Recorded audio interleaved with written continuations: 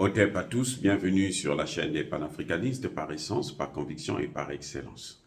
Celle des citoyens kémites par nécessité et obligation de combat. Nous sommes une chaîne qui n'est guidée que par nos ancêtres et rien que par les ancêtres qui appartiennent à l'égrégore du monde noir. Par conséquent, nous ne croyons en aucun Dieu venu de l'étranger. Toutefois, cette vidéo n'est aucunement destinée à inciter à la haine ou à la violence, car nous menons un combat qui est d'abord et avant tout spirituel, intellectuel et démocratique. Ensuite, il est politique, géopolitique et géostratégique. Contre l'impérialisme, le colonialisme, le néocolonialisme et l'endocolonat, qui sont tous qualifiés de crimes contre l'humanité. Nous menons ce combat sur la base du principe fondamental que nous avons hérité de nos ancêtres kémites, qui est celui de la Mahat, c'est-à-dire solidarité, vérité et justice. Vous êtes donc en droit de connaître la vérité et nous avons l'obligation de vous dire la vérité, rien que la vérité, afin que justice soit rendue au continent africain. Et ça, c'est notre modeste contribution dans cette noble lutte en faveur de la souveraineté, la dignité, la solidarité et l'unité africaine. C'est exactement ça que nous appelons le panafricanisme. Bien-aimés frères et sœurs, Emmanuel Macron s'attaque maintenant au nouveau président du Gabon, le général Oligui Nguema est sous pression de la France et de la France-Afrique. Que se passe-t-il? Voyez, Emmanuel Macron fait maintenant le chantage. Il a décidé de suspendre ses activités, sa coopération militaire avec le Gabon. Très bien. Nous saluons une telle décision. Je vous ai toujours dit que Emmanuel Macron est la chance de l'Afrique. C'est une chance pour nous. Parce qu'il est tellement bête, tellement nul, qu'il pense qu'il est plus intelligent que nous. Mais c'est ça justement la nullité. C'est de penser que les autres êtres humains, eux, ils n'ont pas de cerveau. Alors qu'il est conscient que ce sont des êtres humains comme lui. C'est ça être nul. C'est ça être bête. C'est ça être idiot. Eh oui, François Asselineau l'a dit à juste titre, que si aujourd'hui la France a des problèmes en Afrique, c'est à cause de décisions hasardeuses, des décisions stupides d'Emmanuel Macron. Là, ce n'est pas moi qui le dis, hein. C'est François Asselineau. Il dit que ce sont des décisions stupides que Emmanuel Macron est en train de prendre. C'est les conséquences de ces décisions irréfléchies.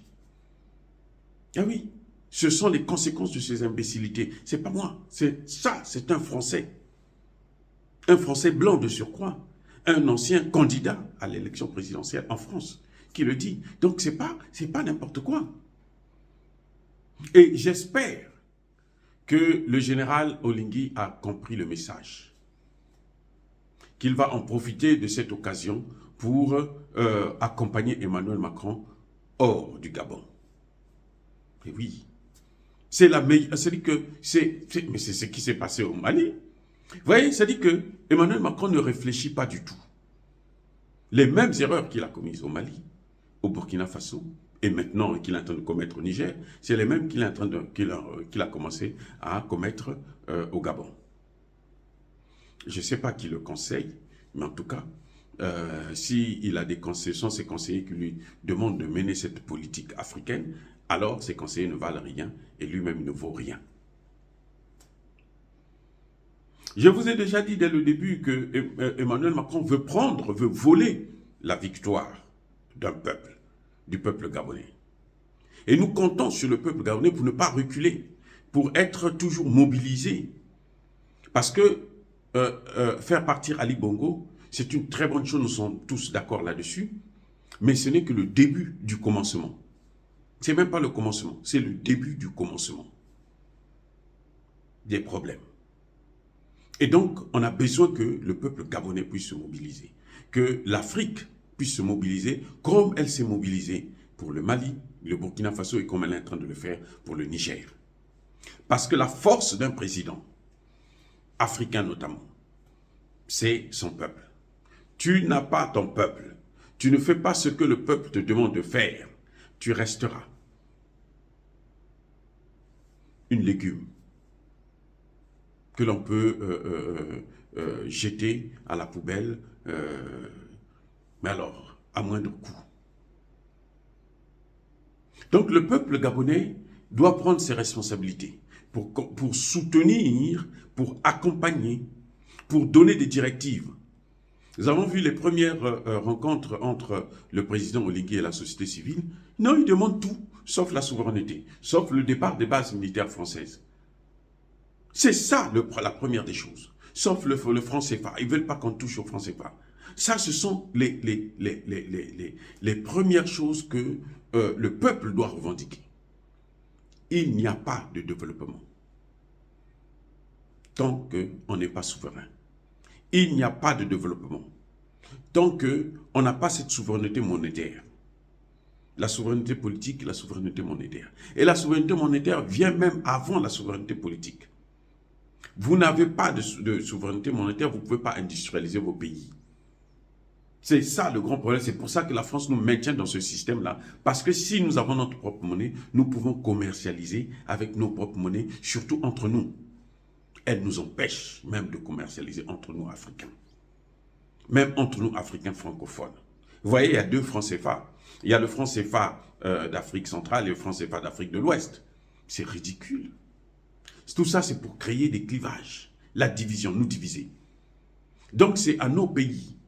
Le général Oligui doit le savoir, qu'il doit faire ce que demandent les Gabonais. L'opposition gabonaise, là, attendez, le professeur Ando Ossa, lui, il a dit quoi de précieux dans sa campagne? Quoi? Qu'est-ce qu'il a dit? C'est avec la politique de ôte-toi de là que je m'y mette. C'est tout. Donc, vous avez pris une décision sage, d'annuler tout le processus électoral. On repart à zéro. Il faut refaire toutes les institutions. On va tout reprendre à zéro. Donc, c'est une phase de transition qui est là, qui commence. Et il faut maintenant regarder les vrais problèmes, notamment ceux de la souveraineté économique, la souveraineté financière, la souveraineté politique et la souveraineté sécuritaire et militaire. Le Gabon n'est pas un pays sous tutelle. L'armée française est là, ça fait très longtemps. Il est temps maintenant que cette armée puisse dégager. Et ça devrait être la première revendication du peuple gabonais. Et ce peuple doit le savoir. Si vous ne le faites pas, Oligui n'aura pas la force de combattre. Et oui, il finira par se mettre à genoux devant Emmanuel Macron, un autre vaurien, un nain géopolitique. C'est à vous de le soutenir. Le temps de la fête est terminé. Maintenant, on doit se mettre au travail. Et se mettre au travail, c'est poser les vrais problèmes. Au lieu de faire comme ces pasteurs-là qui prient, qui n'ont rien d'autre à faire que nous amener. Non, bon, Jésus a dit ceci. Non, ça c'est fini. Nous devons être là devant la réalité.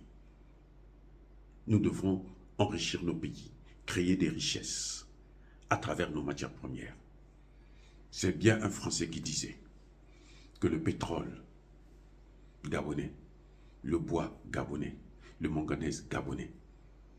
C'est Georges Pompidou ou le général de Gaulle qui disait le manganèse, toutes les matières premières du Gabon là, appartiennent à la France. Le Gabon n'a rien.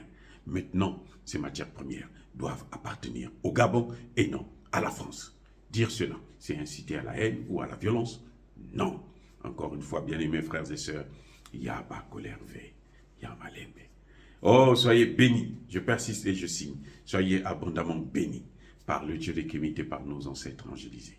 Mais que tous ceux qui persécutent le continent africain le pillent et le déstabilisent, qu'ils soient noirs, blancs, chinois, arabes, indiens ou qui qu'ils soient punis, maudits, foudroyés, neutralisés, écrasés, effacés par ce Dieu des Kémites et par nos ancêtres angélisés.